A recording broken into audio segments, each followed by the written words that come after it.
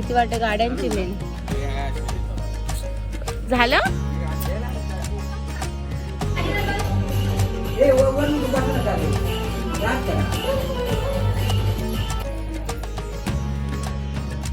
तर hi hello नमस्कार सगळ्यांना, वेलकम टू अनदर व्लॉग. तर आजचा व्लॉग थोडा स्पेशल आहे कारण आम्ही आहोत ऑन द वे, म्हणजेच आम्ही चाललो आहोत आमच्या गावी कणकवलीला. आणि मी घरातून मला शूट करायला वेळ नाही भेटला कारण घाई झालेली होती. तर या आहेत माझ्या सासूबाई आणि अश्विनी आणि मी, आम्ही दोघी त्यांना सांगतोय की हाय करा आणि इथे त्यांनी हाय केलंय आणि ते पप्पा हाय करतायत. तुम्हाला सांगते पप्पा हाय.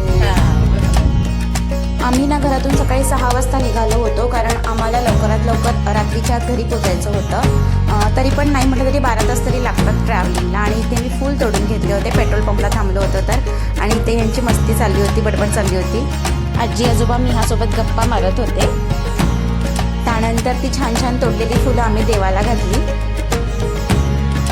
तर असं अचानक गावी जायचं काहीतरी कारण होतं, ते मी तुम्हाला पुढे सांगणारच आहे. तर शेवटपर्यंत ब्लॉग नक्की बघा.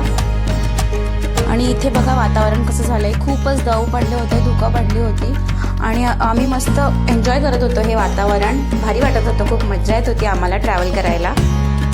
तर आता वाजले आहेत सकाळचे 9:30 आणि आम्हाला खूप जास्त भूक लागली आहे. तर आम्ही गाडी साईडला थांबवतोय आणि इथे आम्ही ब्रेकफास्टसोबत घेऊन आलो आहे, पुरणपोळी घेऊन आलो आहे आम्ही सोबत. आणि इथे बघू शकता तुम्ही, ह्यांनी सुरुवातसुद्धा केलेली आहे. ह्यांना खूप भूक लागली होती. आणि ना आम्ही जिथे थांबलो आहे ना ते खूपच सुंदर असं ठिकाण आहे. इथे प्ले एरिया आहे, पुन्हा वॉशरूमची तर खूप छानच सोय आहे, एकदम क्लीन आहेत वॉशरूम. मी दाखवते तुम्हाला आम्ही कुठे थांबलो आहे ते. म्हणजे तुम्ही पण कधी प्रवास करत असाल तर तुम्ही मुंबई गोवा हायवेला थांबू शकता तिथे. आणि स्वतः काही आणलं असेल डब्यातून तर ते तिथे खाऊ शकता. तर आम्ही जिथे थांबलो आहे ना ते ठिकाण जे आहे ते मुंबई गोवा हायवेच्या लेफ्ट साईडलाच आहे. तर इथे बघा त्याचं नाव आहे मस्त मालवणी शेतावरचं जेवण. हा बोर्ड मोठाच्या मोठा आहे, लगेच दिसून येतो. तर इथे ना गाडी पार्किंगसाठी सुद्धा जागा आहे आणि खरंच वॉशरूमची वगैरे एकदम उत्तम सोय आहे. तर इथे तुम्ही थांबू शकता. तर गाडीत बसून बसून आम्हाला जास्त कंटाळा आला होता, त्याच्यासोबतच मिहाला सुद्धा खूप कंटाळा आला आहे. आणि त्यामुळे ती इथे बघा बाहेर पडले तशी इकडून तिकडे वॉक करते. तिला खूप बरं वाटते आणि तिला आवडतं सुद्धा असं वॉक करायला. आणि आम्ही सुद्धा बाहेर थांबून जरा वातावरण एन्जॉय करतोय. आणि मध्येच थोडी थोडी थंडीसुद्धा लागते, तर ना उन्हात उभं राहिलं की जरा बरं वाटतंय. बघू काय दिलं तुला? वाव, छान. कोणी दिलं? आजीने दिलं. छान आहे ग, छान आहे. त्यानंतर आमची परत प्रवासाला सुरुवात झाली आहे आणि इथे आम्ही मस्त असं नेचर एन्जॉय करतोय. आता आम्ही पोचलो आहोत रत्नागिरीच्या जवळपास.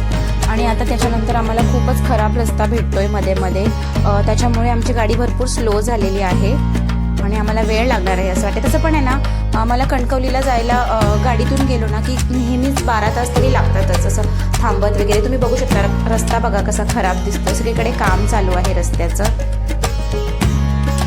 मिहा आमची मस्त झोपलेली आहे आणि आम्ही मस्त बाहेरचं वातावरण एन्जॉय करत होतो. इथे बघा रस्ता तुम्हाला दिसतोय खाली किती आम्हाला एवढं असं ट्रॅव्हल करून जायचं आहे. तिथे वळणंसुद्धा खूप आहेत रस्त्याने आणि त्याच्यासोबतच रस्ता एकदमच जास्त खराब आहे, तर गाडी खूप स्लो चाललेली आहे. आणि फायनली आता झाला होता आमचा जेवायचा वेळ. आम्ही थांबलो होतो एका ठिकाणी आणि इथे आम्ही डोसा, बटाट्याची भाजी, चटणी सोबत घेऊन आलो होतो आणि आम्हाला जागा पण छान मिळाली जेवणासाठी.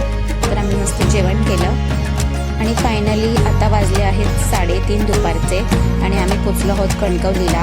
आणि आम्हाला ना खूपच असं आळस आलेलं आहे आणि आम्ही चहा शोधतोय, पण आम्हाला चहा काही भेटत नाही आहे इथे.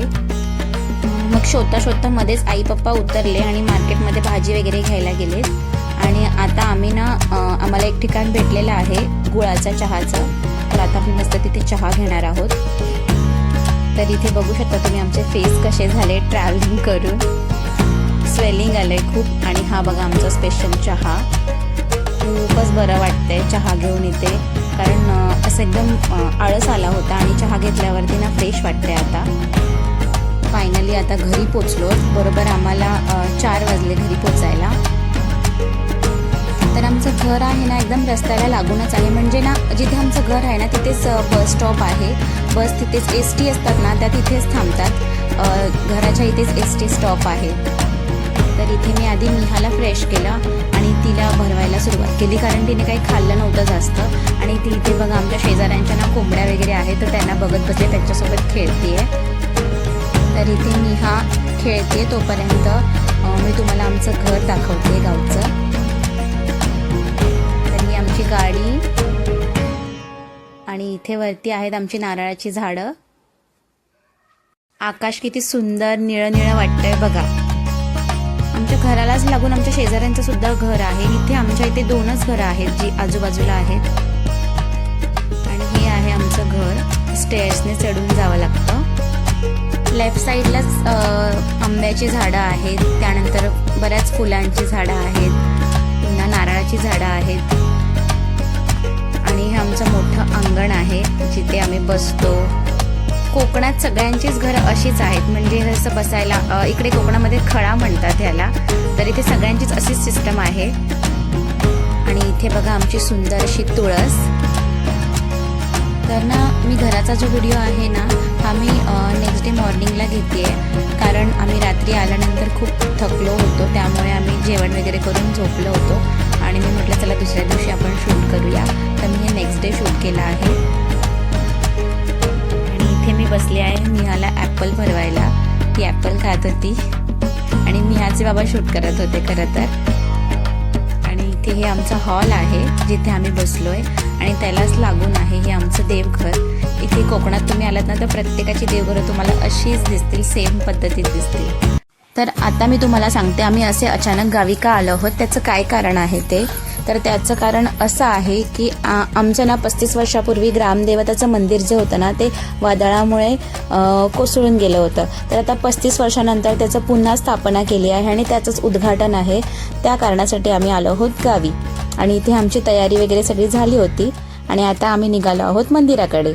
आणि इथे मिहाचे काकी काका सुद्धा सकाळीच आले होते, तर ते सुद्धा आमच्यासोबत येत आहेत. आणि आता आम्ही पोचलो आहोत इथे जिथे मंदिर बांधलं आहे. तिथे बरीच माणसं आली आहेत इथे, म्हणजे स्पेशली मुंबईवरून खूप जास्त लोक आली आहेत, कारण गावी कसं कोण जास्त राहत नाही, मुंबईलाच सगळे राहतात जॉबमुळे वगैरे.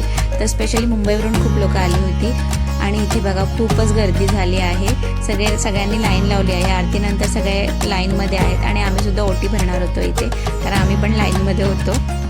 त्यानंतर आम्ही इथे देवाला नमस्कार केला आणि ओटी वगैरे भरली.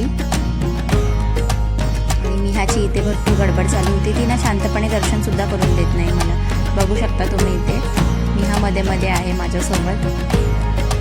ॲक्च्युली तिचं कसं होतं, जास्त माणसं बघितली ना की ती एकदम घाबरून जाते आणि कोणाकडेच अजिबात जायला मागत नाही. मग ती मला अशी चिपकून राहते की ती कुठे कोणाकडे म्हणजे कोणाकडेच जाणार नाही, ती आईलाच पकडून ठेवणार, असं होतं तिचं. आणि मला कुठे गेलं ना की कोणाशी बोलायला भेटत नाही. त्यानंतर जेवण वगैरे करून आम्ही आलो होतो घरी आणि आमच्याकडे आले होते भरपूर असे पाहुणे. म्हणजेच आहे ना मिहाच्या बाबांना तसं तर सख्खी बहीण एक सुद्धा नाही आहे, पण कझिन्स खूप आहेत. आत्याच्या काकांच्या मुली वगैरे भरपूर आहेत त्यांना. तर इथे सगळे आले होते, त्यांच्या काकांच्या मुली आहेत ना त्या सगळ्या आल्या होत्या. आणि इथे त्यापैकी आमचे जे मोठे भाऊजी आहेत ना त्यांचा होता वाढदिवस, तर इकडे चाललं होतं आमचं सेलिब्रेशन. तुम्ही बघू शकता किती दंगा चालला आहे. सगळी मुलं आली आहेत, त्यांची मस्ती करतायत. त्यानंतर इथे चालू आहे आमचं फोटो सेशन नंतर केक कटिंग केला.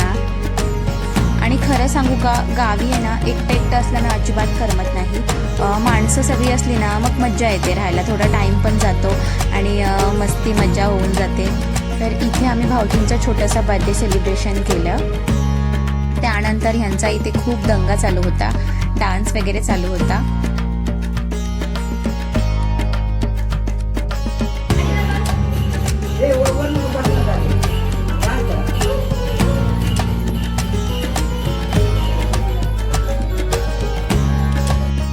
इथे अंगणामध्ये मुलं मस्त डान्स करत होती आणि इथे मोठ्यांचं बाहेर चाललं आहे बघा शेकोटी लावायचं काम, कारण थंडी आहे भरपूर इथे. तर इथे ना सगळ्या भाऊजींनी आणि ताईंनी मिळून शेकोटी लावली आहे आणि सगळे एन्जॉय डान्स वगैरे करतायत. आणि मी आतमध्येच होते, जेवण बनवायचं होतं. त्यानंतर इथे ना रात्री नाटक होतं, स्वामी समर्थांचं नाटक होतं मंदिराच्या इथे. मग आम्ही रात्री इकडे आलोय नाटकासाठी आणि इथे नाटक एन्जॉय करतोय. छान होतं नाटक, पण सगळे थांबले होते घरचे. 3:30 वाजेपर्यंत रात्रीचे थांबले होते, पण मला जास्त वेळ थांबता नाही आलं कारण निहाना झोपून गेली होती. तर 1 वाजता आणि खूप जास्त थंडी होती, त्याच्यामुळे 1 वाजता आम्ही रिटर्न आलो. त्यानंतर आम्ही नेक्स्ट डे आलो आहे आता आमच्या कुळदेवीच्या दर्शनाला. तर आमची कुळदेवी जी आहे ती आहे कुडाळमध्ये, नारूर गाव आहे तिथे आहे. तर इथे बघा आमच्या मिहाची कशी मस्ती चालली, ती कोणालाच हात पकडून देत नाहीये. तिला रस्ता मोकळा भेटलाय तर ती मस्त एकटीच चालत चालली होती. त्यानंतर इथे आम्ही आतमध्ये एंट्री करतोय. मला ना तुम्हाला सगळंच असं दाखवता आलं नाहीये, पण मी प्रयत्न केलाय की जेवढं दाखवता येईल तेवढं दाखवूया. कारण कसं पाहुणे वगैरे सगळे असल्यामुळे मला सगळं शूट करता आलं नाही. तर नाटकसुद्धा मला जेवढं जमेल तेवढं मी दाखवलंय. आणि इथे आम्ही आलो आहोत मंदिरामध्ये, पण तिथे कोणच नव्हतं, गर्दी अजिबात काहीच नव्हती. खूपच आरामात शांततेत आम्हाला दर्शन करायला भेटलं. आम्ही 2 दिवस होतो गावी, पण मला ना जास्त काही शूट करायला नाही भेटलं कारण बरीच कामं असतात बाकीची सुद्धा. त्यामुळे मी जेवढं जमेल तेवढं शूट केलं आहे आणि तुम्हाला दाखवायचा प्रयत्न केला आहे आपल्या व्लॉगमध्ये.